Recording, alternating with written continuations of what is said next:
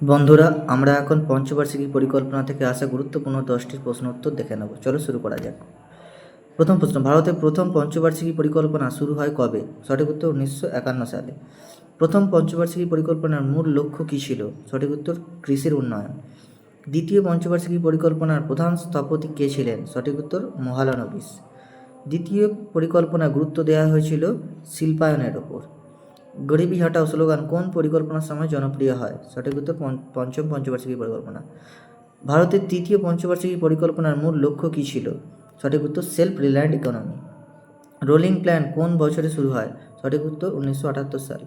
অষ্টম পঞ্চবার্ষিকী পরিকল্পনার ফোকাস কী ছিল? সঠিক উত্তর তথ্য প্রযুক্তি ও পরিষেবা খাত।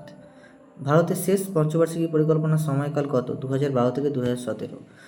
2017 সালের পর পঞ্চবার্ষিকী পরিকল্পনা বন্ধ করে কোন সংস্থা পরিকল্পনার কাজ শুরু করে? সঠিক উত্তর নীতি আয়োগ।